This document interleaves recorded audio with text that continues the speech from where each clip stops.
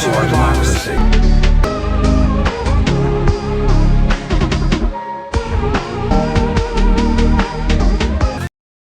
Hey everyone, Dave here, December 1773. With me as always is Ryan. This is episode 112 of the weekly show, all of the week's hottest topics with a twist. Be sure to like, comment, and subscribe. Follow us on Facebook, YouTube, and Rumble. Most importantly, Rumble. Rumble is the free speech alternative to YouTube, as you'll find out more of, because today we're going to be talking about Andrew Tate, who is on PBD Podcast, Patrick Bet-David, part of Valuetainment. Both people brought to us by Ryan. I've not heard of either of these people until Ryan brought them up. So, Ryan is really taking the praise. Ryan, I know you like these people, and I know we want to get into it. Is there anything you have to say before we get into these people? It's hello, first of all, David, as always. Hello, everybody else. It's great to portray these people to you guys, and then to actually see it happen. I guess because you brought up both people well before all this shitstorm happened. Yeah, like a year ago at least. Patrick Bet-David, definitely within 6 months, for sure. I discovered him, I think, at the beginning of this year. So, but yeah, I told you, I hope he becomes like this front face of like media we can trust, that's going to be more balanced and open because he's not tied to people. And it's just kind of weird how we see like the zeitgeist really unfold. Dave and I are here to sip the tea leaves a little bit and see what we see. And it's just really cool to see it translate. And that's, I guess it's awesome, but it's terrifying because it's such heavy stuff sometimes. And Tate kind of gets into a lot of that. He's very braggadocious and awesome about it. But if you were to sit about it and think about you and Tate's position, the same things, Yeah. That's why we're here, to have the conversation and keep people in the loop. But it's just, once again, it's cool to see it actually go full circle and actually then see, I'm wondering what's going to happen. So. Well, you talked about it getting heavy very early in the interview. He talked about how the ban even unfolded and really got into things that we've talked about before, the social credit score. This is the social credit score unfolding. Here's Andrew Tate. The first one to take you off. Meta was first. So Meta. Facebook, Instagram. Bam. Okay. And then it was a domino effect. Yeah, so Meta took me down. So it's quite interesting, actually. I had a YouTube channel for a while. It was never so large. I had 738,000 subscribers. It took me a long time to build it up. I got a strike on YouTube, which prevented me from posting. It's got a strike. No big deal. The next day, Meta took me down, deleted my Facebook and my Instagram.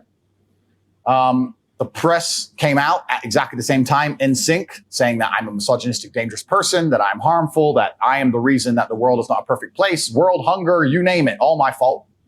Attacked me across all of this, and I thought, okay, let me film a message that I can get out on my YouTube, my final message, which I don't know if you guys have seen. I ended up putting on freetopg.com. Let me film my final message explaining how this is unfair and unjust. We filmed it, we produced it, we got it all edited within 12 hours, head to toe ready to go, but we couldn't post it because of the YouTube strike. So we're waiting for the YouTube strike to expire. A few hours before the YouTube strike expires, guess what happens? They banned me from YouTube. Then they banned me from Discord. Then they banned me from Airbnb. They banned me from Stripe. I can't even remember. Airbnb? It was just emails coming in faster than you could believe. Ban. So The Matrix presses a button, my friend. Yeah. And every app on your phone stops working. Uber.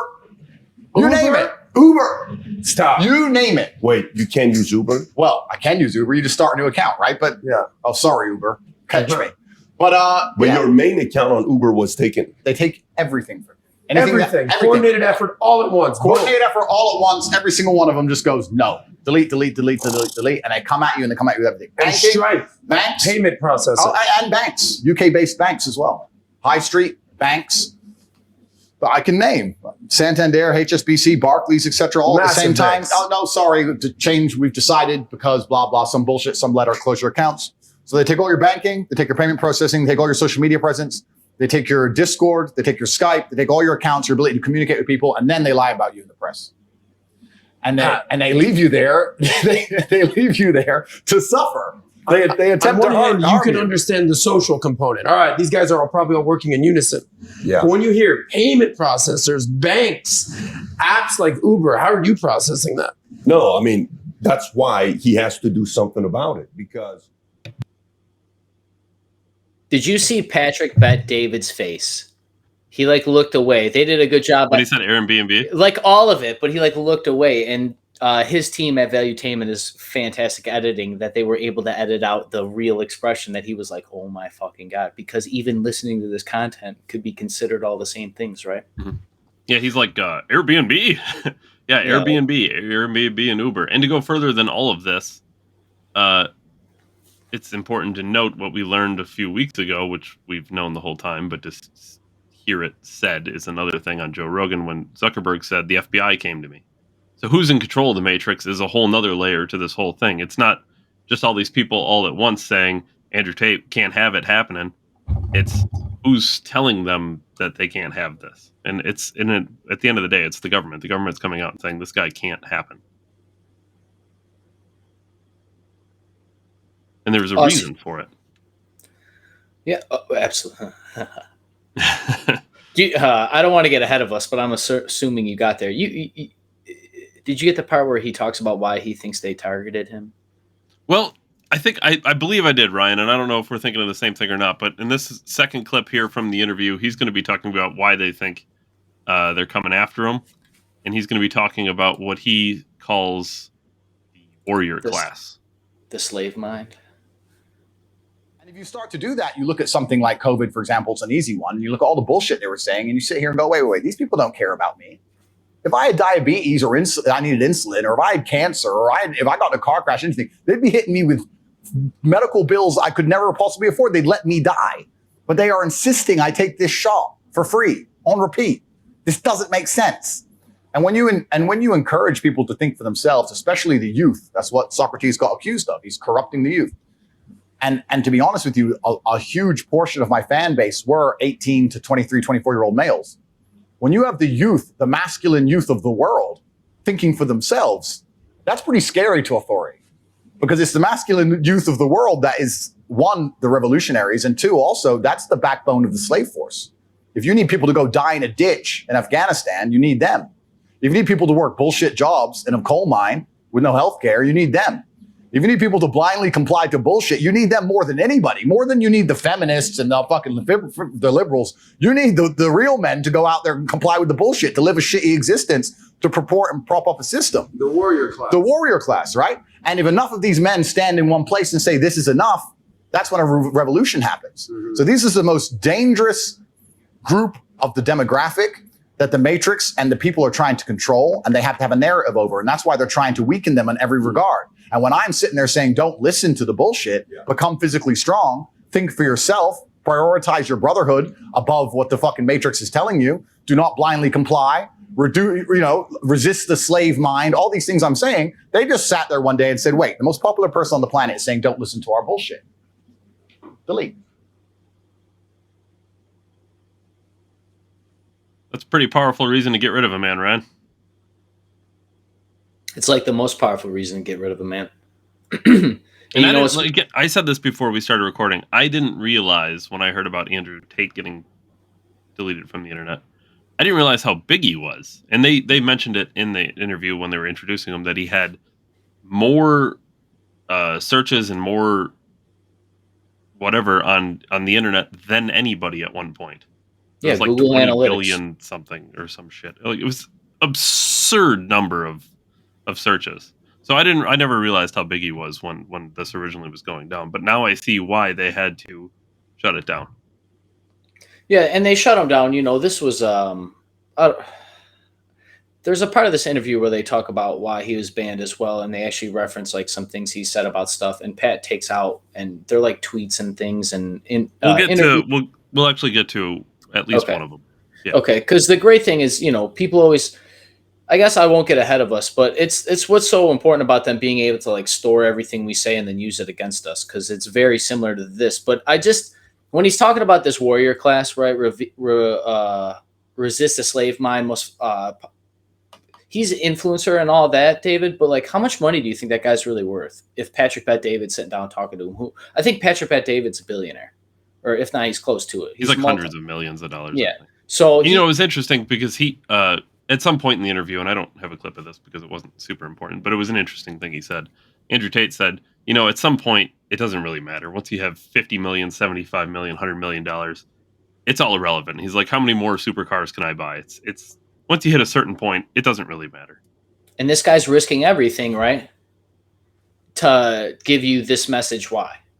I almost like question if he's like a spy for the Russian government or something to destabilize the youth in America. But I don't think Russia would even want a guy talking about the way he talks about, because this interview, I only made it through like the first 2.5 hours. I very rarely watch and listen to things.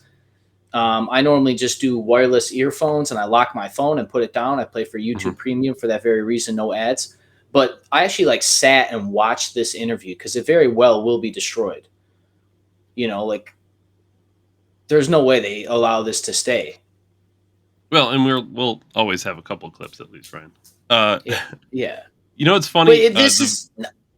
I just want to say one thing. I'm sorry, David, but it's so important. He talks about the warrior class. This is what's so important about like even what we do or what like you do locally. When I always tell you guys to have the conversation, like you change the world literally because it's blue collar politics. It's blue collar philosophy.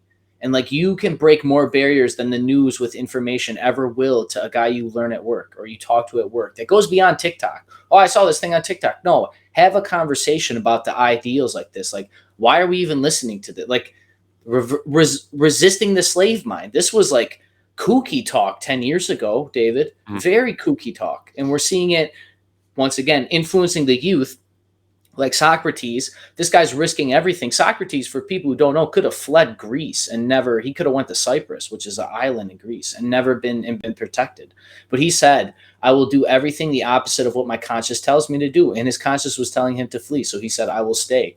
And the death penalty in ancient Greece was hemlock, which is a poison, and you drink it. And he got fucking voted to death by 51%. One person. Democracy. The birthplace of it at Athens. Which is why we are so insistent on not pure democracy, but a democratic element to a republic where there is a set rules and laws. And why it's just crazy. We get so offended when the Constitution gets just obliterated, because then the republic turns into democracy, and that's the thing we're trying to avoid is us drinking poison. And I think this is kind of sort of what you were talking about earlier, but here's Andrew Tate talking about how TikTok has destroyed the attention span of billions of people.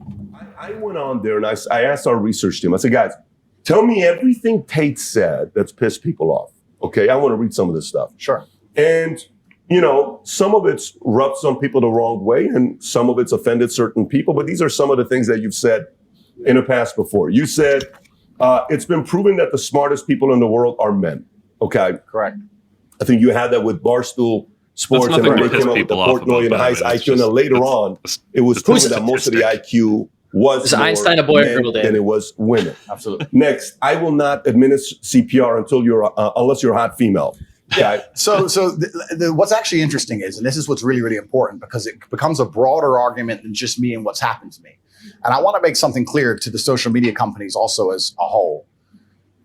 A lot of the things I said were in longer format video on YouTube 3-4 years ago. And the way that social media is being produced and also digested has changed significantly in the last year. It's all TikTok, it's all YouTube shorts, it's all Instagram stories. TikTok in real time has destroyed the attention span of billions of people. Have you ever watched somebody on TikTok? How long do they give a video before they get bored? How long? Watch someone. Next time you see 2 someone on TikTok. seconds. Boring. Yeah. Like your attention span is gone. You can no longer focus on the real world. You can't focus on anything. ADHD is being developed in real time from these apps, right? So the idea of me producing a 7-8 minute video like I used to, and people consuming all of it and understanding the context is gone. They'll take one few seconds, like me saying I wouldn't administer CPR to a man, for example. And it was actually satire, of course. It's a joke. I talk at length about how That's the part. that's the whole point. It's a joke. But they take that one part, they put it on a TikTok, boom, boom, boom. They add some editing, they remove the tonality, they make it interesting and funny, and it goes viral. That's fine. But the point we now live in a world where anything you ever say can be taken out of context. Anything you ever say can be weaponized against you.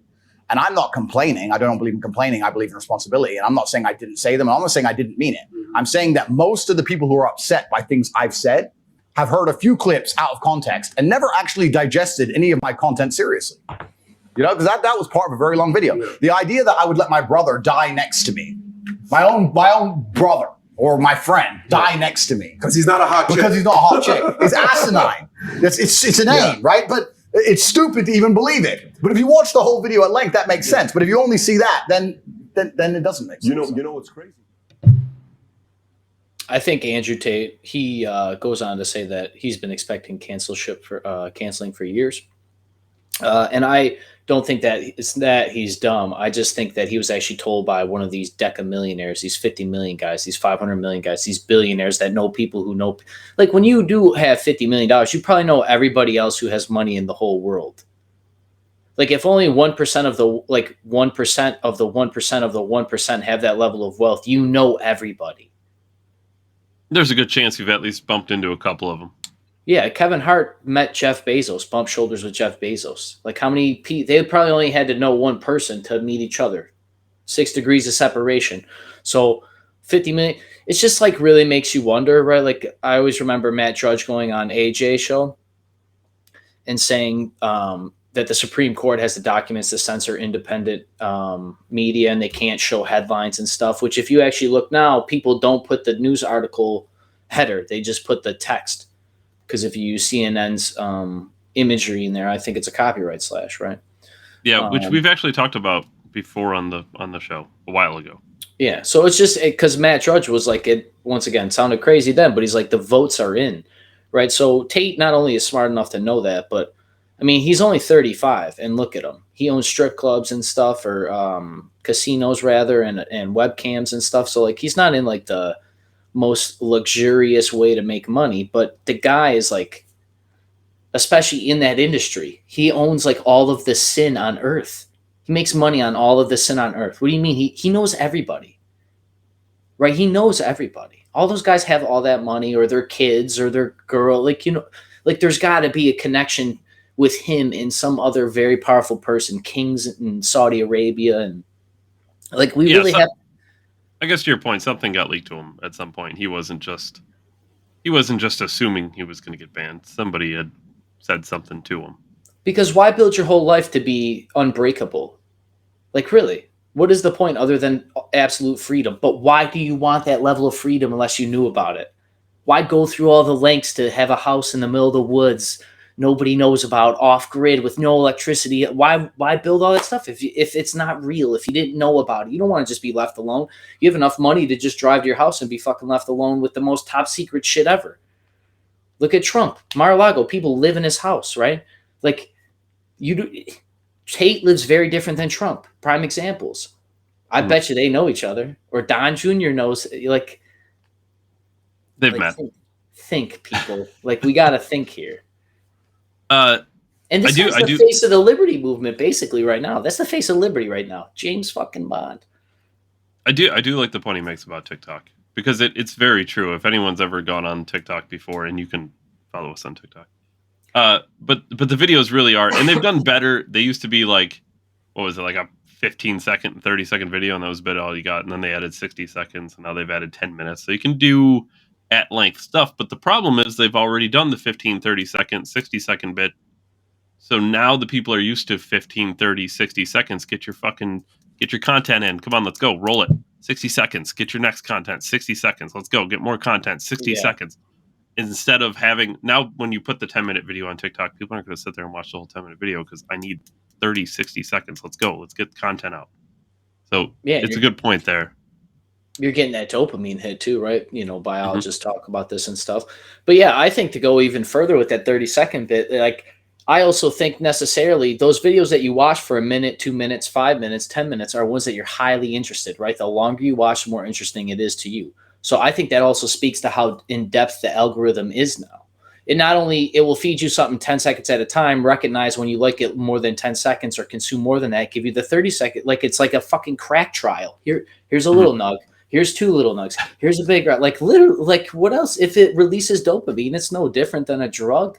I mean, dopamine is a chemical.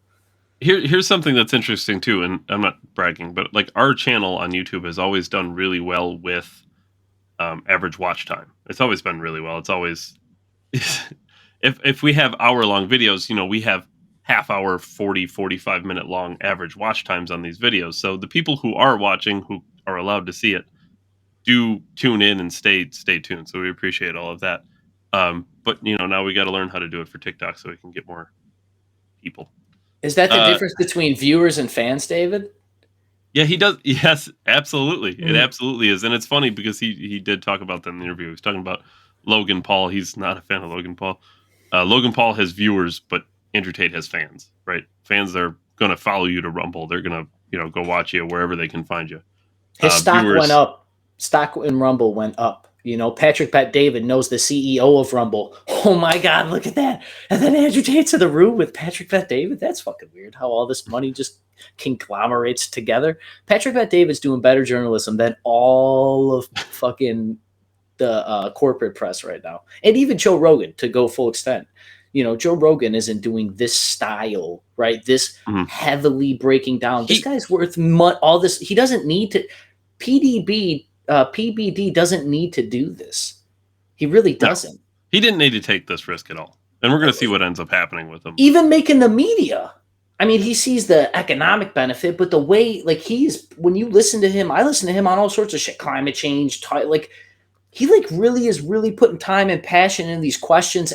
He's trying to portray a better way. He doesn't have to do that. He knows there's money, but it's a passion, right? That guy in particular, Tate does it too. But these entrepreneurs always tell you you never work a day in your life because it's not work. It's passion that drives me. So these dudes are doing this just because they want to do it. They love it. So just cheers to PBD again, For sure. It's just wonderful.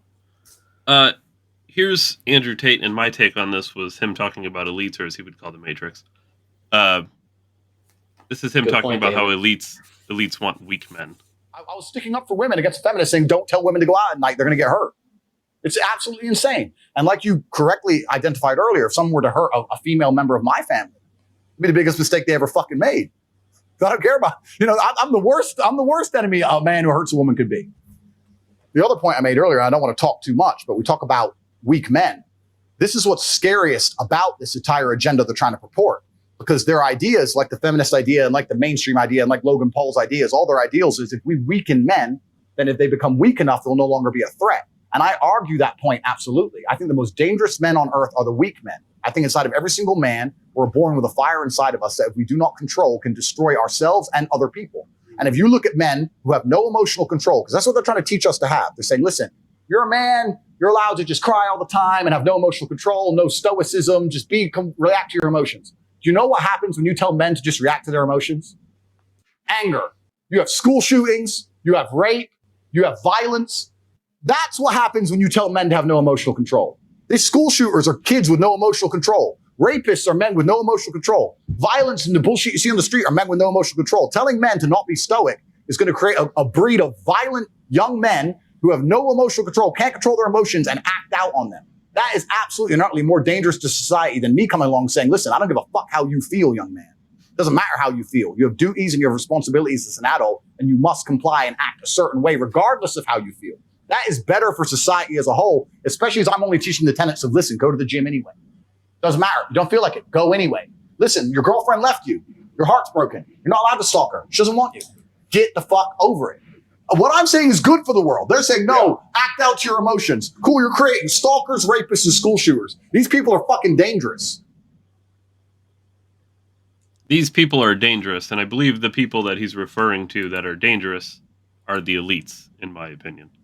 If you want more content from people that the elites think are dangerous, be sure to follow us, like, comment, and subscribe on all the major social media platforms, even though they don't want us on the major social media platforms, just like they don't want Tate on the social media platforms. Ryan, what do you think? What do you think about his take on that? Well, I think the social media platforms and I have something in common that I don't want to be on social media, but they forced me. It's the new town square. If this was the 1800s, Ryan and myself would be in the town square shouting at people in a circle. Yeah. Shame. May your chains rest upon you lightly. Hear ye, hear ye. It is, though. Like, even scroll through my Facebook, I got very little personal shit on there, you know? maybe it's just something to my psychology. Yeah, Dave, I agree. I mean, the thing that's great about Tate is like as direct as he is, it's like there's layers to all this things. Like a lot of them can be going all the way up and all the way down, right? Like a lot of his struggles are the same struggles we face. Like right now it's just canceling. That guy started, I don't know if you caught the whole thing, but the guy started from like a single mom, the poor areas of London, and his dad was like a chess player. And yeah, I watched the whole thing. His background is super, super interesting. His dad was not only a chess player, but he was like a top, what was it, 200 or 250 ranked chess player in the world. Like, he was a very serious chess player. Apparently, Tate was also a chess player. He says he wasn't as good as his father, but it changes. It changes you as a person when you learn a game like that, because it affects how you live your whole life and address certain situations. Because when you think like a chess player, you are thinking it's an entirely different mindset. I'm not super good at chess, but I have played a lot of chess. Obviously, I'm not a grandmaster by any means, but I do like the game of chess for that reason. Yeah, I've heard stories that kings made it so they wouldn't have to wage war against each other and sacrifice men and resources. They could just play a game, right? Because there's a king, right? Why the fuck is there a king? It also, I think, proves very young that would you rather be a pawn, or you want to be in the front row of life or the back row of life, and where you want to be in the back row of life, like not everybody can be a king, right? Yeah, well, just think how quickly pawns get taken out in the game of chess. Yeah, if everybody was a king, I mean, I think everybody can be. Literally, this, not to talk too long here, but like, not everybody can be a king, which is why they're attacking Tate, and PBD is short to come. I don't think they'll go after Pat, but they're going to go after him other ways. Maybe like the Mark Zuckerberg way, that they'll just throttle the content, just not as substantial as we can't give you a metric, but substantial. Like, it's enough to go not mainstream. It was meaningful. In the next clip here, this is more focused on PBD than Tate, but he makes a point that we've made on the show, which is when you force people to other platforms, they become echo chambers, and you're not really having conversations with people, which is what we've said before. I would love to just be on Rumble and everybody follows us on Rumble, and then we just have, whatever. But it's important to have the content on Facebook and YouTube and TikTok, because that's where the people who disagree with you are. And we need to reach out to the people who disagree with us. Like our good friend on Facebook there, Eric Drost, or whatever the fuck his name is. Here's PBD basically saying the things that we've said before. So for you and where you're at, I get what you're saying. I fully get what you're saying. And by the way, you have to know, we're hoping you're right. Of course. We're hoping you go out there and get 100 million subscribers on Rumble, and you have to kind of follow Mr. Beast, PewDiePie have in Rumble, and Chris is going to be a billionaire. You're going to do what you're doing. Everything's going to take off. Great. But we're also in the conversion game. Yeah.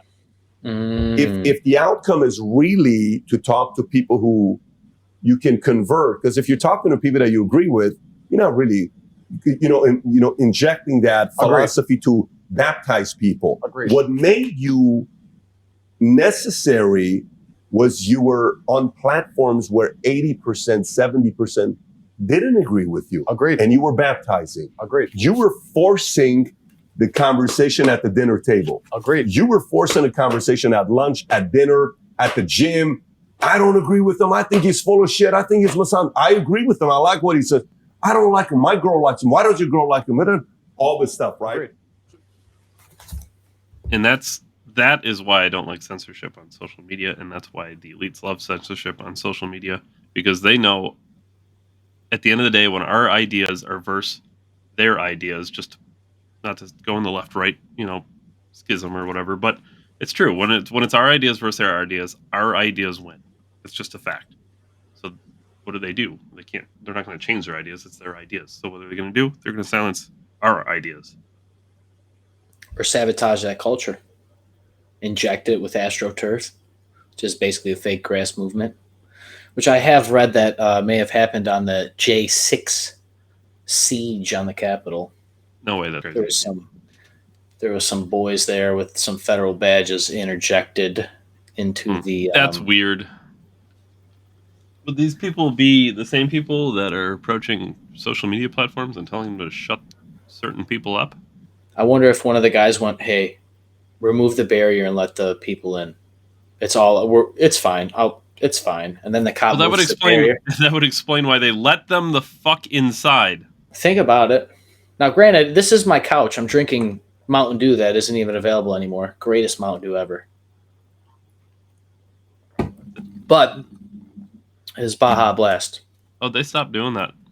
Yeah, it's only a summer thing. Tops just happen to have it. Anywho, I'm just sitting on my couch, drinking beer with David, shooting the shit. But it's not out of the realistic.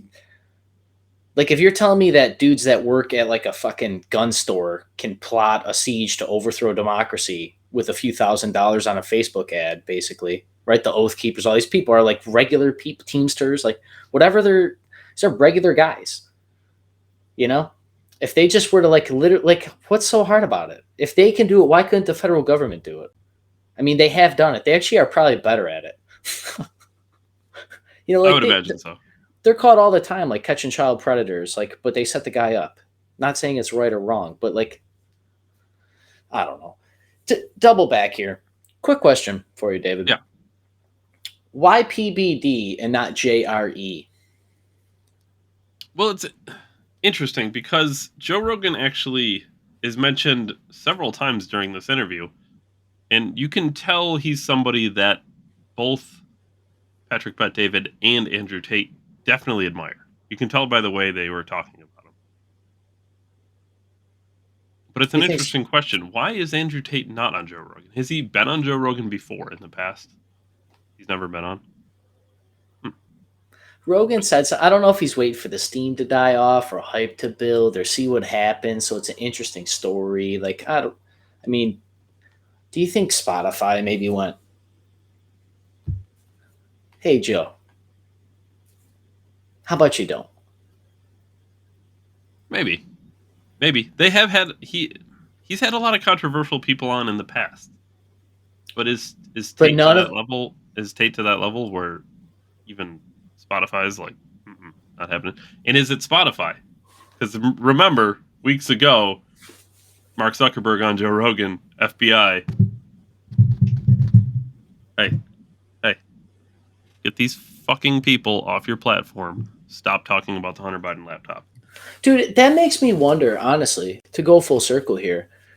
Mark Zuckerberg didn't roll up there with just like average security guards. I would doubt it.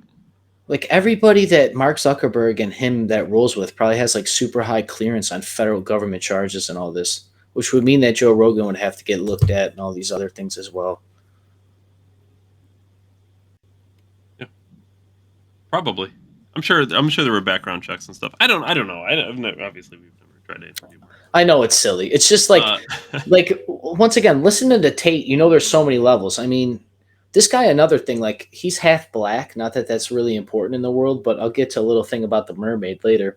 But he's European. He came in America, has a following in America. He lives in Eastern Europe. He's so eclectic. Eastern Europe? You mean Russia, Ryan? Like Romania. Yeah. Is that Russia? Remember when you... Oh, no, that's right. They've turned parts of Russia into... It's Eastern Europe because it's owned by a Western government, apparently. It's so fucking stupid. Russia, 2/3 of Russia's in Asia. Well, wouldn't that make it not Eastern Europe? That brings up, towards the end of the episode, they ask him about Putin, and he actually makes an interesting point on Putin. And I got to tell you, even though it sounds like he's a fan of Putin's, which I don't think he is, the point he makes, I believe, is correct entirely. Just everyone listen before they take that out of context. My view on Putin is very controversial. So I wrap this up with this. I think Putin is misunderstood. I think he's a misunderstood man. I think that he's been in power for a very long time. I think he's extremely smart. I think he genuinely cares about Russia and Russians above other countries. We're living in a world now where it's very interesting to see European leaders self-implode and self-destruct their own gas prices, their own governments, their own businesses, their own populaces' living standards because of some idealistic nation idealistic notion that they need to help a nation that they have no direct link to. If I'm a leader of X country, I should be concerned about X country more than I'm concerned about the plight of whatever country. That's my duty and job. I think it's very interesting that most politicians in the world today don't seem to give a shit at all about their constituents. They care about aligning themselves to higher ideologies and self-imploding their own countries and the living standards for this ideology. Yeah. Putin doesn't do that. It's Russia first, Russia. Russians, Russia. Russians, Russian. And for that, I respect him. Most other countries don't do that and won't do that. So I find that very, very interesting about him. I think the current situation is absolutely and utterly unfortunate. I think what happened is terrible. War on all sides is always terrible. I think it's unfair that we discussed Ukraine at length when this has been happening across the Middle East and Africa for decades and nobody ever gave a shit. But now people seem to give a shit about proxy wars and unfair conflicts and people dying. It's always been happening and nobody cared because they're brown or black. But now we care because they're white Europeans and their chicks are hot. So I think there's a degree of hypocrisy there. He's certainly not the bad guy everyone's saying he is. He has a point, and his point is logical and it makes sense, and he has a point to defend. And I think that to a degree he was forced into making the moves he was made. And do you have a unique perspective with Ukraine being a neighboring of Romania and like Zelensky and Putin going back and forward? It is unique. Yeah. Like there's obviously good and bad on both sides. Nobody's completely innocent. And those are the worst kind of conflicts because when you have a good guy and a bad guy, it's simple, right? But life's never that simple. One guy A has some good points and some bad points. Guy B has some good points and some bad points. Innocents always suffer in the end. People at the top don't even suffer. And it's really unfortunate. War's always been the same. World War II is the same. The generals sit and have dinner after millions have been massacred. It's unfortunate. And this is another thing I talk about. Life as a man and status. If you get to become a general, you know, you can participate in the battle, but if you lose, you just surrender and you have to get to have a stake with the Russians and get to go home. If you're at the bottom, you have to die with an artillery shell. So it's all once again about status. It's really unfortunate, but I certainly think that Putin is definitely not a stupid man. And I think the narrative that they point that he's some madman is bullshit. He's not crazy. He's not a madman. He's a very logical actor with points that not many people know or consider or understand why he's doing what he does. But I respect that he believes in Russia and sticks up for Russians. And I think that any leader of any country should do that. I think I'm apolitical now, so I can't remember his name. But there was a recent president of the United States who said America first.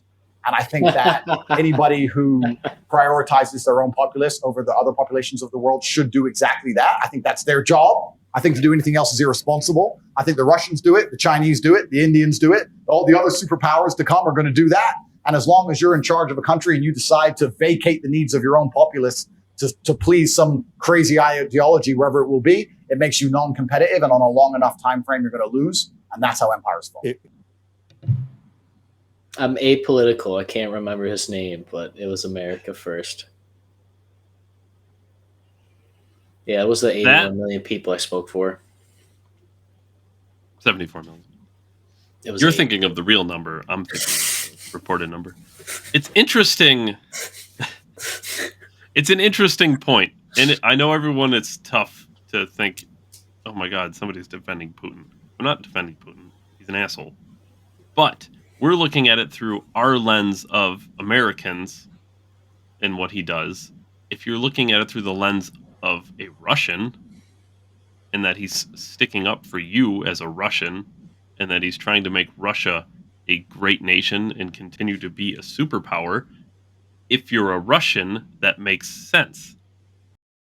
And Ryan, I know you have other things you want to get into before we end the show. So before we get into those things, I do want to share with everybody one thing that I had in mind. Listening and watching all of this Tate. And I'm definitely going to consume more of his content. I mean, he's tremendous. I am following him on Rumble. You can follow him at Tate Speech, which is fucking hilarious. Tate Speech on Rumble. That's the only place you can follow him other than going to his websites because the Matrix has banned him, as he states. Even from Uber, Airbnb. And, you know, Alex Jones talked about this. I don't think we're supposed to say Alex Jones's name, but I don't give a shit. We've already said Andrew Tate's name 100 times, so this isn't going to get shown to anybody. Alex Jones was on Steven Crowder on Ash Wednesday, and he talked about social credit scores and all these things. And, of course, these are things Alex Jones has probably talked about since we were children, for God's sakes. But it's just fascinating to see all of this come together. But the place where I was going with this, Ryan told me that there's some things that are being changed around, and he might have some more time for some more content on our channel, which of course I welcome. But I can't help but seem to remember that there was a show that wasn't seriously in the works, but I always wanted to see it be in the works. And it was the Misogyny Pro Guy podcast. Ryan, for a little bit there, did have some really quality misogyny Decembertainments. And I think we could use, I don't want to speak for everybody, but all of us could use a little more misogyny, especially now that Tate has been relieved of his duties on social media. Ryan, There's an opening? I know TikTok doesn't want social media because of Tate, which is funny because Tate actually mentions in the interview he never had a TikTok account, which is hilarious because his TikTok account got banned, but he never had one. He says something along the lines of, I don't know what poor 15-year-old TikTok account they banned, but it sure as fuck isn't mine.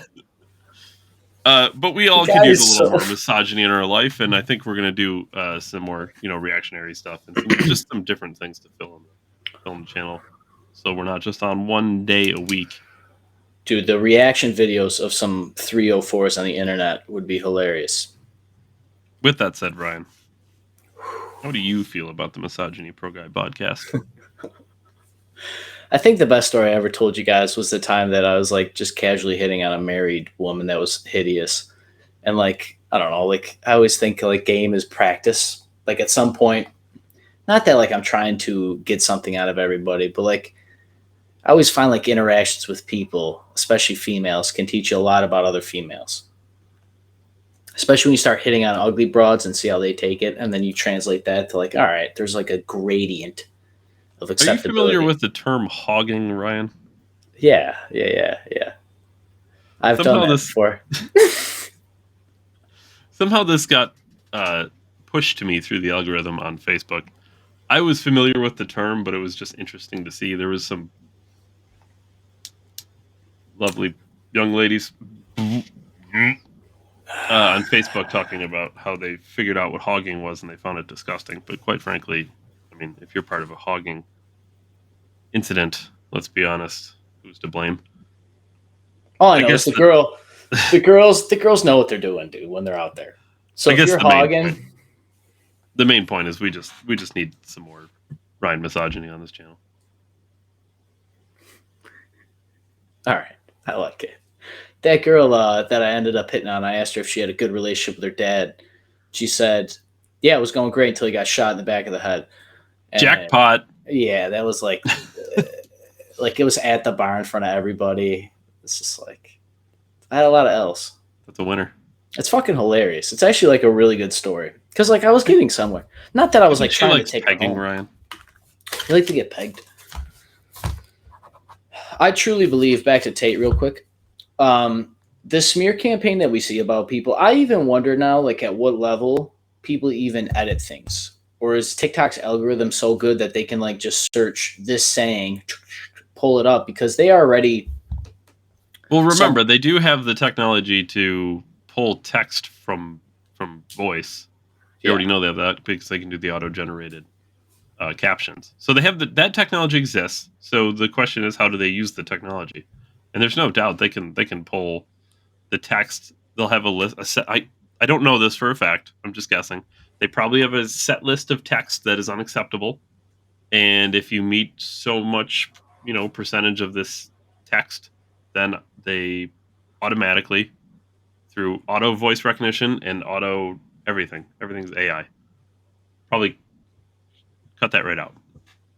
It's still on the internet, but a meaningful amount of people can't see it. Or it's meaningful. It's meaningful. I don't know the percentage, but it's meaningful. Somewhere out there, there's a computer that can detect your voice separate from somebody else's voice, even though they're highly similar, let alone a whole spectrum of voices of, 7 billion people on the planet. I guarantee that technology exists. Now, it doesn't mean that it's like easily accessible and that like you can just hit, what is the answer? And it's going to spit out. It might take you like a year, right? Like it might take a while, but they have the technology. It's just not practical, which is why they haven't used it yet. But once it's practical, they don't need to fucking wait. Do you remember the article we had where the AI could hear your voice and create your face through your voice. Do you remember that? We did an article about that. It was a while ago. It might have been back when we were doing headlines. It was a long time ago. But just imagine that technology. That my voice is speaking and a computer can show you what I look like through my voice. I wonder if that's because of like echolocation and like a sound wave, and they can like think about it, you speak at a wall, the wave will stop where there's an object and keep going where there's not. So like my TV is going to be in front of a wall, so they'll know something's there, and then maybe it's just like I've heard stuff that they have balloons that have ground penetrating radar that can see everything through like a 30-story building down a bunch of feet as well from a blimp. Somebody actually shot one down with a shotgun, if I'm not mistaken. Good shot. Yeah, type that in quick. Shotgun shoots down spy blimp. See if I remember this. It might be from like 2014 or 2016, maybe 2015. Spy blimp shot down by shotgun. Air Force set to shoot down its own giant spy blimp. Police use shotguns to deflate spy blimp. ISIS shoots down U.S. Army spy blimp. Oh, that's interesting. What year, David? What year was that? I didn't. Okay. All right, I'm glad I didn't make that up. Spy blimp shot down by shotguns. How long? Apparently, yeah. How long did that take, bro? Government will do crazy things. I'm not allowed to have ammunition without a fucking license, but these guys can shoot a blimp down with shotguns. If only we had technology that could shoot farther than a shotgun. If I only had a semi-automatic rifle that had low recoil, that was perfect. If only they rifled these barrels out so you could actually get some velocity behind your shot. There had to be some rednecks that didn't know better, I'm sure, right, David? Those guys. Get your 12 gauge. I bet you can get it out of the sky. What's so important with that news story, honestly, is just them admitting they have blimps that can spy on you. But we care about the cops shooting it down, which is also funny to me. All right, I'll get on to more important things. I'm just going to gloss over this quick and just say it one time. So think about what Tate said about the Matrix and the elite, and think about how the Queen got buried this week, and like 5,000 of the most powerful people of all of human history were kind of probably in the same city around the same time. And I'm sure it's weird that Trump wasn't invited. I'm sure there was zero conversations held. I'm sure that nobody was influenced. I'm sure there was no type of informal bribery. I'm also sure that there was no lining of pockets or the idea of racketeering anything. Or maybe even They were all there to celebrate the Queen. Now, this is a conspiracy, but at that funeral, they plotted death, murder, kidnapping, drugs, conspiracy. Yeah, these fuckers got to wear masks. You know? Like Assassin's Creed shit. Have a mask on, meet in a dark alley with a fucking hood on. I believe that at some point this has got to happen. Anyways, just think about at least 300 of the world's most powerful people, at least influential in Western culture, were all in the same city for a dead queen who arguably was the most powerful woman in Europe. Yeah, it was symbolic, though. Only symbolic. Only symbolic. That's why 300 of the most powerful people are there, David, for symbolic. Just respect, right? Just mutual respect. It's not every year Bilderberg gets to meet twice. Yeah, I thought that's why they had the World Economic Forum and the Council on Foreign Relations and Skull and Bone. And all right, I'm sorry. I'll get off conspiracy. Kamala Harris was in UB.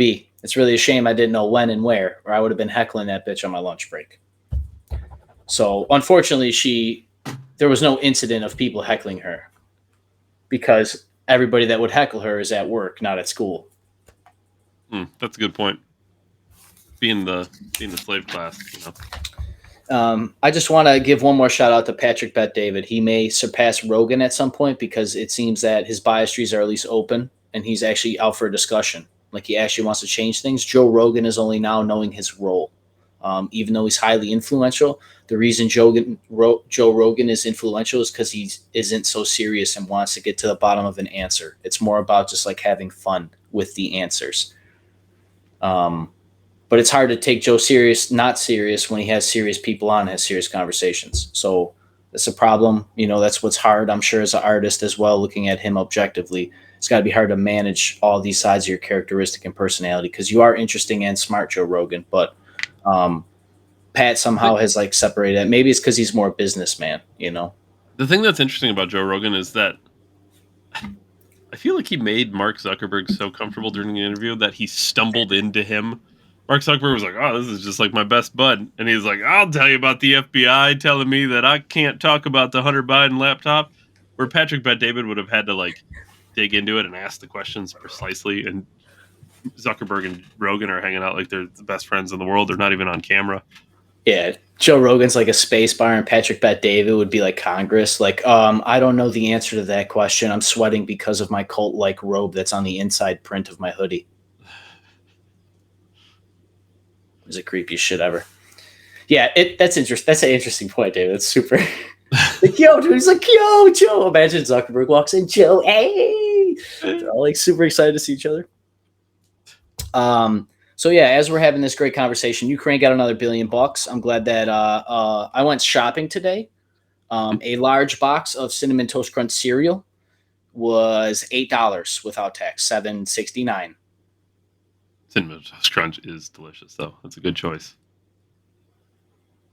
I'm apolitical now, but I'm pretty sure I forget who was the last president. I don't even remember the guy's name. We have 44 presidents, right, David?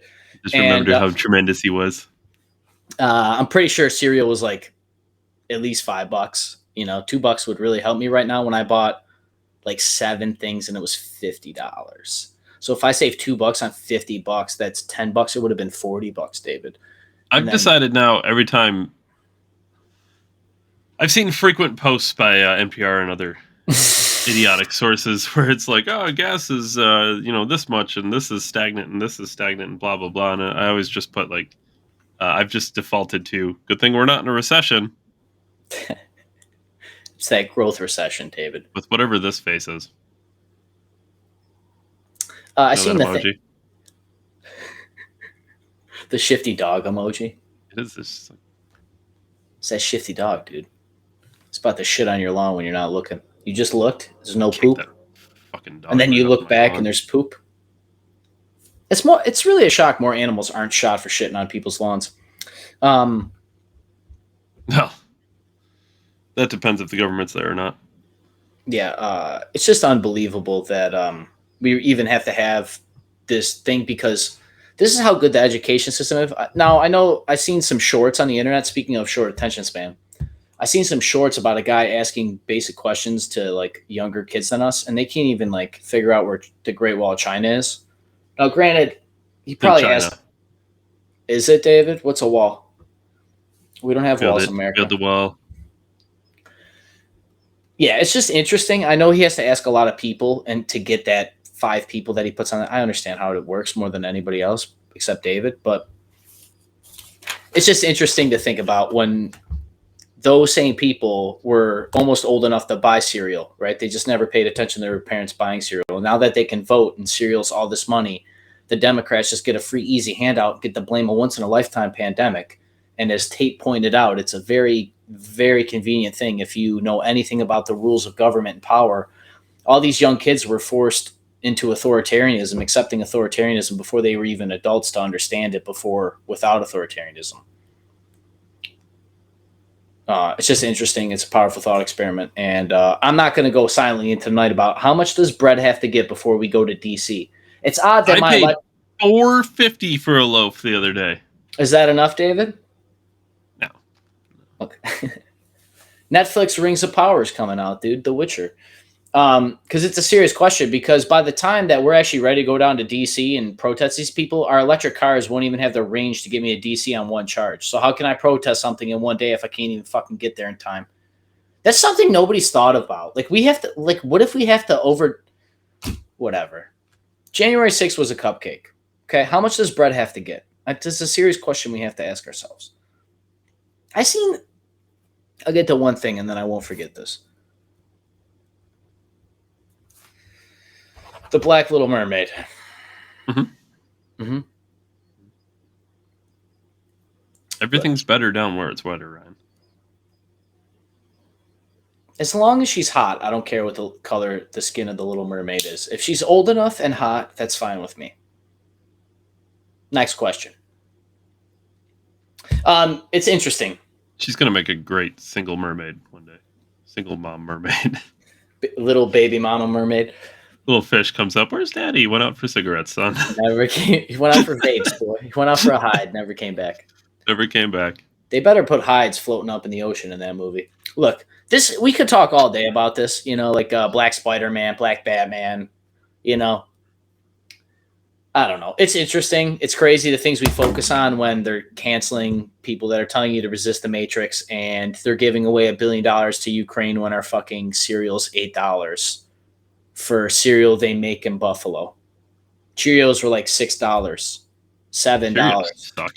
They should be free. Yeah, we make them there. Our grandparents used to get them for free, like a nickel. Oh, take a handful home with you. Fucking fill their pockets on the line. They didn't care. There's a reason we give them to babies. It's because nobody else wants to eat them. Dude, I bet you one box of cereal when you buy for $7 pays for the whole fucking grain silo of Cheerios. They're just like so inexpensive to make. They gotta be. Or something's different, like gas and everything else. Yeah, sure. It's just interesting. I'm not going to go quietly into the night about it. It's just crazy that we have to. This shows what people spend their attention on, obviously. I'm all about entertainment. To get away from that, I'll get to our Decembertainment this week, David, here in a moment. As always, thank you. But, it's just crazy. This is one of my big stinks about football, right? Like, now that I've consumed football long enough, I have the balance of politics and my job and football. But, like most people that watch our channel are already in this state of mind. But it's just interesting to see what we're talking about as a culture. Because it's just so counterproductive. The biggest thing with race is stop talking about it. Now, we all make plenty of jokes about it, so I don't know where we all take personal responsibility on that, but maybe that's something we need to take more personal responsibility at, right? So, some of the things we bitch about in culture are just easily alleviated if you do some self-improvement, and we all can use self-improvement. So, I don't know where we go from here. I just think it's interesting, and I hate that we even have to highlight it. When they're giving away our money, Patrick Bet-David's money, these billionaires' money that give me a job, and all. I'm not fucking happy with the system either, people. But let's be realistic here. We have to work with what we got, and I don't think this is good production of our time and what we consume. We give. Corey Taylor had a saying that stop making stupid people famous. So I think we're just alleviating that. And obviously Little Mermaid is a Disney product. So I also want people to think of the propaganda machine behind that big wheel that's crunching down all of your souls and ripping apart your dinner discussions right now over the skin color of a fucking cartoon character. When it's just artwork and we're just supposed to go there, suspend our disbelief and enjoy this beautiful piece of artwork that hundreds of people put their hours in and their passions. You think the people that made the Little Mermaid costume give a fuck? They were just happy to make the mermaid costume. Now, granted, somebody way up the chain of command at Disney was like, no, we're electing a black person. Fine, we can have the discussion, but not when they're giving away $1 billion. I don't give a fuck. Yeah, definitely more important things to focus on, although I think the culture war is important too. It might be the most important, right? People spend more time in entertainment than politics, which is what makes YouTube so hard about the whole thing to begin with, because we're fighting media on top of it, right? The old press. But it's just a powerful thought experiment. Look at what people are sharing. I saw it from a lot of people. Now, granted, once again, some of it's jokes. I fucking was laughing my ass off this week, man. Believe me. But that's what, the optics are very clear right now. There's a reason. Think about what your algorithm feeds you. When you click that thing, you're just on a jet stream to wherever. You don't know where you're going. So it's just powerful. Once again, good thought experiment for everybody. Personal accountability. We're all trying to be better. Speaking of which, the Bengals need to play better, bro. Did you see the end of the game? Yeah, I would prefer they just continue to not play well. Oh my fucking God. Dude, you got to close that game out. One less team to worry about. I agree, but you got to close the game out. You had him. I'm sorry. I will hear no Joe Burrow is elite arguments until he can beat backup quarterbacks from Dallas. I agree. Not going to listen to him. Not going to listen to it. I agree. How did that guy make it to the Super Bowl last year? Because the Bills lost. and the Chiefs beat themselves against them. You're not elite when you can't beat Cooper Rush. Granted, he had some good, not good throws, but like good plays. It was fine. Like, it was okay. Yeah, he was a right quarterback. He did okay. It was good, right? He did exactly what he was supposed to do. He was a game manager. He didn't turn the ball over. They had some long, sustaining drives. He got the ball out to his players. Let the athletes make the athletic plays. He did what he was supposed to do. He followed the game plan perfectly, and Cincinnati couldn't overcome it. Elsa's defense was good, to be fair. But. Got the fucking win, man. So I think, like, once again, psychology at play here. You think the Bengals beat themselves right before stepping on that field? Like, oh, he's a backup quarterback. He's an idiot. We can play a little less. You cannot come out as the Bengals after that Week 1 loss to Pittsburgh and put that game out. You can't put that game out after your Week 1 loss to Pittsburgh. It's embarrassing.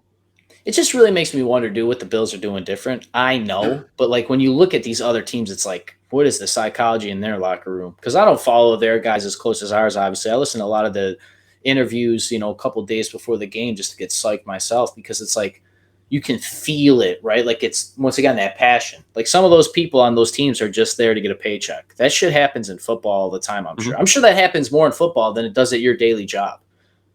Right? Because you got to think, like, if there's people at your $15 getting paid $15 an hour, comfortable at that, what happens when you hit $50 million? You don't think there's people who can place it at 50 million and then they're replaced next year and they don't give a fuck because they got whatever. Yeah. So I don't know. It's cool. And then the Cardinals Raiders game, I caught the end of that. That was wild. Crazy. First of all, the Raiders got to close the game out. Right? Yeah, you can't. I mean, they had all those good defensive stops, and then what changes? The new breed of quarterback, the Josh Allen archetype of quarterback that I'll just fucking run and score a touchdown. And that fumble at the end in overtime, too. That can't happen. I was giving the kid a bath, man, and that's literally – was that a pass play? Yeah, it was thrown to Hunter Renfrow, I believe, and – he's trying to twist around and make a play, make something happen, and instead of get to the ground, secure the ball. Somebody from Arizona comes in, knocks the ball free, and guy in Arizona picks it up, just takes it down the field. Those are the coaching moments. That's when you pull your guy aside. The game's already lost, right? So you could do two things with it. You can be shitty about it, or you can grow from it. That's when you pull your guy aside and you say, "Listen, that shit can't happen twice. Let's just be clear." That's the fundamentals, right? That's the fundamentals. You secure that fucking football. We're in field goal range. You secure that ball and you get to the ground. You tell your 6-year-old trying to make a play, that. But it's not the time. It's so true, David. You probably notice it with the kid playing and stuff, because that's the stuff they tell young kids, right?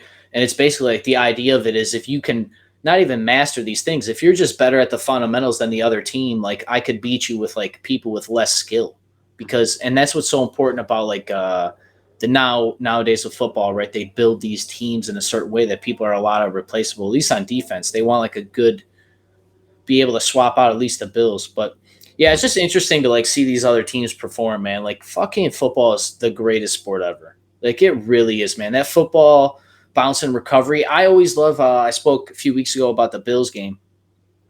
I always love like the last minute games, and they literally all today. At least I only caught those two games, and then I saw the previews. Ravens are washed up. Lamar's a bum. He can score all the touchdowns like Mike Vick. He's a bum. I don't care how much money he wants. He's a bum. This isn't hate. This is just the fact of like the Dolphins beat you. But let's be clear. When the game's on the line, nobody wants Lamar Jackson throwing the football. There's no way. He's a running back that can throw a football. You don't. He can look good all game long. If you got 2 minutes to go and you're going downfield, that is not the guy you're picking. And that's an issue they're going to have to address at some point, because you're not going to blow everybody out. You're just not. If you're Baltimore, you're not blowing everybody out. At some point, your quarterback's going to have to come in and make throws, and he's not the guy. What did we hear about the fish all year, right, with Tyreek Hill? Like, watch what's going to happen. Watch what's going to happen. And I'm assuming – I didn't watch that game, but I'm assuming just Tyreek's presence on the field opened up other plays for other players, just like Diggs did for the Bills, just like Von Miller on our defense. It's just cool. It's just fucking cool, man. Like, fuck Lamar. I just told my friend today he's overrated, and then I see the score of the game today. I giggled. He's out looking for a contract too. He turned down some massive contract extension. Listen, if I'm the Ravens, it's tough because it's hard to find really good players. Don't get me wrong, Lamar Jackson's still a top 15 quarterback in the NFL. But Not top 5. If you're looking to win a Super Bowl, it's tough to do it with a top 15 guy. It's easier to do it with a top 5 guy. Maybe you take a chance, you get another guy in a rookie deal, and then you sign some more people in the meantime, blow the bank a little bit. Maybe it's a better route going forward. Well, it's kind of like Dak Prescott. Maybe you let him too. walk in free agency and say, go get your money somewhere else. It's like the Dak Prescott thing, right? That guy just got injured, but just signed this big contract extension, right? Or was in talks, or Oh yeah, he signed one last year, maybe. yeah, broke his foot leg the year before, and it's tragic when accidents happen. But I wanted to talk about this with you. Lamar Jackson running isn't the right. That didn't work. But then Dak gets hurt. Justin Herbert was hurt in the Rams game, the Chargers game. I'm sorry, right? He had a rib injury and stuff, and it's like we always question about Josh Allen running and stuff and throwing the football on the run. And I just think we're dealing with a different guy in our quarterback on the Bills, man.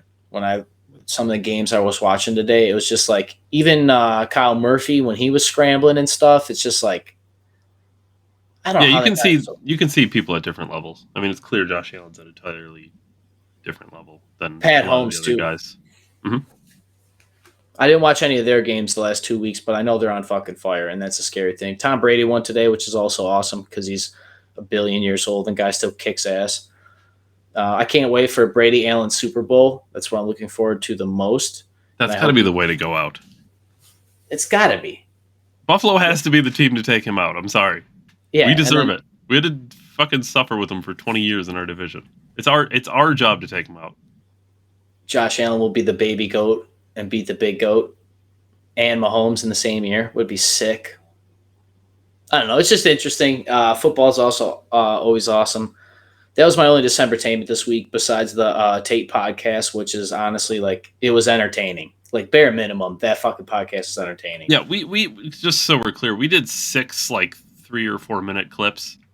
It's a 4.5 hour long interview. Go watch the whole thing. I mean, the guy he's got a lot to say about a lot of different stuff.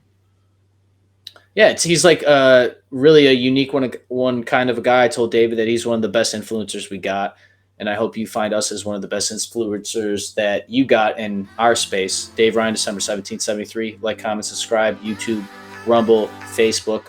Catch you guys live for the premiere at 7 Eastern on Mondays. Thank you, David, for your time as always, and thank you, everybody else, making it to the end. Thanks, Brian. Peace, brother. See ya. Bye, everybody.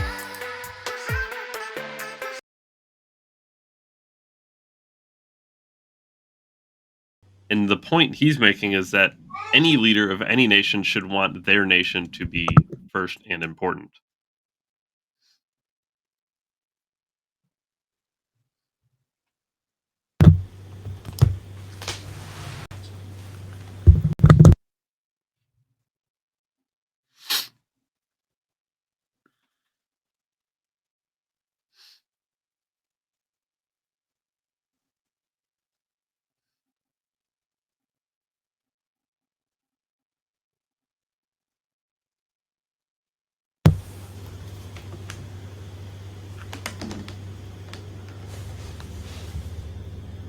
Don't take this the wrong way. Mhm. I thought I heard my kid, right? I thought I did too. Yeah, 100%. I thought I heard, Yanni! So I get up and go in there.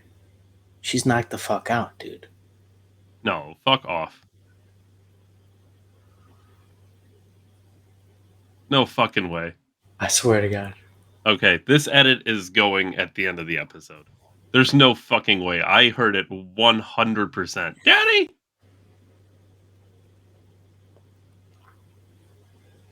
Maybe it was a neighbor.